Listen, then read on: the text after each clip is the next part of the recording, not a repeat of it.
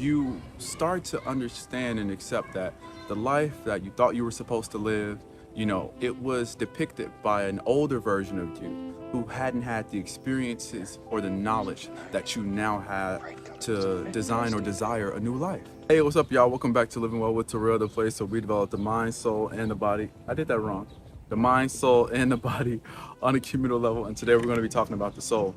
So today's topic is going to be about how to let go of the life you thought you were supposed to live so that you can live a new one, but more importantly, so that you could live and design a better life for yourself.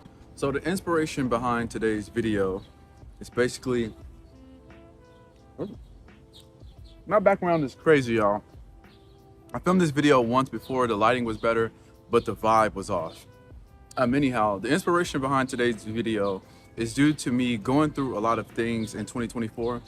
I feel like I had a few canon events, and it's kind of learning experiences that opened my mind to a few things. Through all my experiences and endeavors, I've learned a few things, and I feel like if I could help someone get through times that I were going through, then it would make me so happy, right? So essentially, when you reach this point in life, it's where reality intersects with disappointment. And what that looks like initially is some type of canon event, right? Some type of crazy thing happening. Tragedy. I don't know why my brain wasn't working, but tragedy, right? Tragedy. So that tragedy could look different for everybody, but it could be on a emotional, physical, or mental level. And what that could look like is a few different things. So one thing it could be if you were in some type of emotional relationship that you were expecting to be long-term, but it didn't, and the reason that this is tragic is because you kind of base the rest of your life or the entirety of your life on this unionship or the idea of being with this person for the rest of your life. Now that you guys aren't together anymore for whatever kind of reason, now your whole functioning or your whole idea of reality or life is kind of undefined. Like if you lose a family member, most especially like a parent or a grandparent, you didn't expect to lose them and you didn't expect to see life without them. Yeah, there are just so many different varieties. For example, you have people professionally who expected themselves to get a certain job or go to a certain university, and they base their entire life off achieving or obtaining these things. And when these things are no longer a part of their life, it kind of places them at a freeze because they didn't imagine life without them. So that's why it's called a tragedy, because it draws your ability to see life continuing due to the elimination of this thing or this idea or concept. Okay, cool. Cool. So usually what follows this tragedy is some type of coping mechanism, right? And depending on who you are as a person, that'll look different for you. And what I've kind of narrowed it down to is three types of coping mechanisms. You have people who are runners, then you have your disassociators, and then you have your obsessive people who obsess over things. So if you're a runner, what this looks like is after something tragic happens in your life, this tragedy, you try to distract yourself as much as you can. And that can be different for different people. So some people like to use different mediums. Maybe you just pick up 3 different jobs, or maybe you pick up all these different hobbies, or sadly, maybe you resort to drugs, alcohol, sex, anything to get your mind off of dealing with this thing. You're running from it. You're trying to avoid it as best as you can. And the crazy thing is, on a subconscious level, you understand that you're doing this, but on a conscious level, you don't see it. You can't really see it. You're just functioning and you're in survival mode, little do you know. Now, if you're inversely, if you're an obsessive kind of person, you kind of, you indulge yourself in this tragic event. You obsess over it, it becomes you, it consumes you. And this is really dangerous for a lot of reasons. These kind of people, they get stuck in that point in time. You see people who can't get out of a certain time frame when something happens. They keep fixating over it, and it's dangerous because life goes on and time goes on, but they're still stuck on that day or on that event. And if you're a dissociator, people often confuse dissociating with running, but the difference is when you dissociate, it's not intentional, not even on a subconscious level. It's just you become numb people who run, they are actively and presently fulfilling their time with these different mediums. And while they're doing these different things, they're present while they're doing them. So for example, if you're having a lot of sex, or you're doing drugs, or whatever you're doing, drinking, when you do those things, you're active while you're doing those things. Your conscious mind is running and you can register those things. But when you disassociate, you're not present at all. You become numb to everything. And for a lot of reasons, you can see what this is dangerous. And I feel like this is the most lethal form, because dissociators often result to extremes. They often result to extremes, and that's all I'll say. Now that we've discussed different coping mechanisms, we're going to talk about what follows that, which is chaos. So chaos. This is when shit really hits the fan, right? So this is that point where your mind and your soul is kind of like signaling to you that things have to change. You're going through something and we need to deal with it. I kind of like to think of it as like when you have a headache from not drinking any water and you dehydrated. Your brain signals to you pain. You wouldn't know that you're dehydrated unless you had that headache, and your brain is like, hey, you need to hydrate me. We need to get something in our system, right? Same thing, right? So yeah, likewise, when this tragic thing first happens to you and you start using your coping mechanism, you're not understanding that you're just coping. You're just trying to survive. So to you, everything is normal. Everything is all good. You're doing what you got to do. But on the outside looking in, people close to you notice things differently about you, even if you don't notice it about yourself, right? So this is when chaos starts to arise. The behaviors from those coping mechanisms start to manifest in different sectors of your life.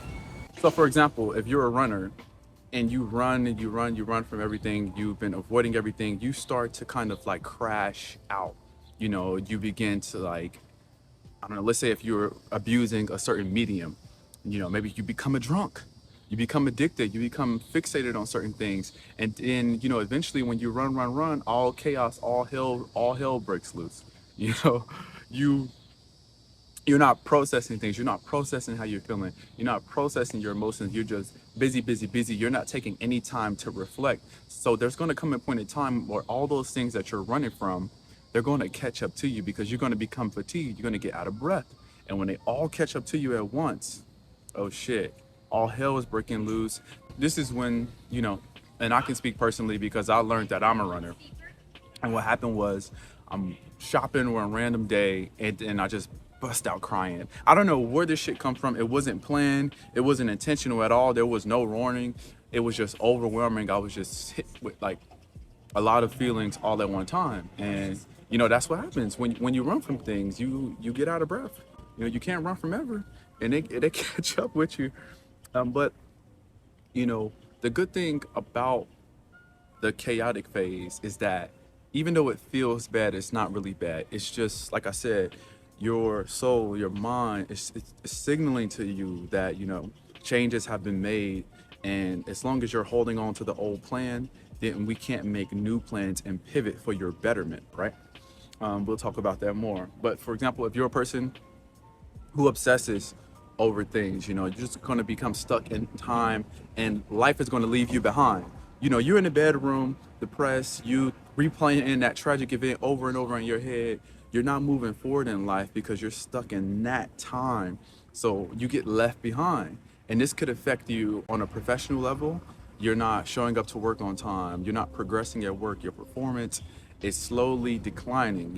Your relationships with people, you become distant. You're not going out. You're not hanging out with your friends anymore. And they're trying to help you the best way that they can, but they can't get through to you. They can get through to you because you're stuck. You're stuck. And until you become unstuck, you're going to lose everything. So like I said, this is, again, your mind and your soul is kind of like signaling to you like, hey, we can't keep doing what we're doing because things are falling apart. So again, everything is broken down so that you can evaluate yourself at your core. You go through all these trials and tribulations so that you can reconnect with self and form new blueprints for your life, for a new life, a new, better life. Then you enter the next stage, which is the reconstruction and the acceptance stage. You start to understand and accept that the life that you thought you were supposed to live, You know, it was depicted by an older version of you who hadn't had the experiences or the knowledge that you now have to design or desire a new life, right? And there's a lot of beauty in that. Once you get to this acceptance stage, you can calm down and you can begin to look through things through a different lens. You understand that everything that was happening to you was actually happening for you. And you start to extract lessons, you start to reflect, and everything starts to connect. Things become a little bit clear. And what you do next is you start to think about, you know, what kind of life do I want for myself now, right? And you realize you have like this total freedom to live any life that you want, and it's a beautiful thing. You had to let go of what you were holding to. You had to let go of this idea of a perfect life or what you thought a perfect life was. And the reason that you were in pain is because you were mourning the person that you thought you were supposed to be. But you realize you don't have to mourn anything because you didn't lose anything.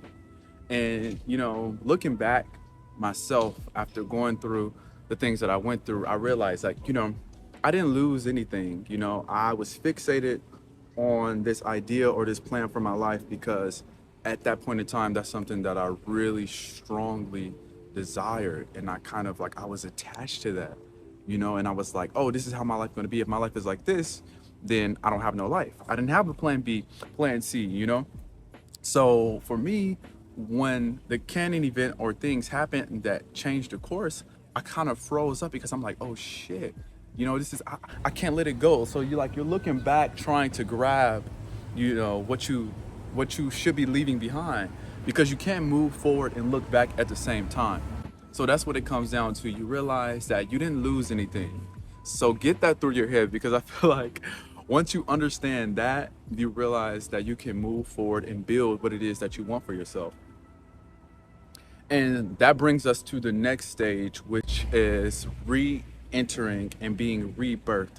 You're re-entering the cycle and you're being born again, right? So that you could do everything all over again. But the only difference is that this time you're carrying new experience and you have new insight on what life really is, right? Life is forever changing because we're forever changing. So you understand that you can't hold one idea or one version of your life in your head. You know, you have to continuously work and build on the vision for your life because you're continuously living and having new experiences. And that's the beauty of it. That's the beauty of it, you know? And I believe that this happens more than once in life. I'm thinking maybe twice, but I haven't lived long enough to tell you. But I just know that this was a first thing for me.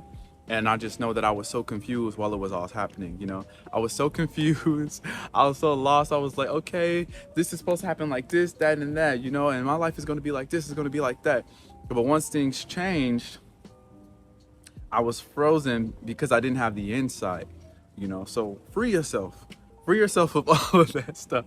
Free yourself. You know, we've got a long life ahead of us, and we can't waste time chasing lives that we think got away from us, because life is happening right here, right now. And you have to look forward with your chin up so that you can get the most out of life. Also, I noticed that last video did really good. I'm loving the engagement. I love responding to the comments. There were about 60 comments, and I think I responded to every single one of them. Like I always tell y'all, I love engaging with y'all. I like picking y'all brains and seeing y'all's thoughts and experiences. So leave a comment down below and let me know what you think. And if you feel like sharing your testimony, please do so. I'm always so curious to know. You know, I'm very nosy. Be sure to save this video because you never know when you might need it, or send it to someone who may need it now. All right, bye.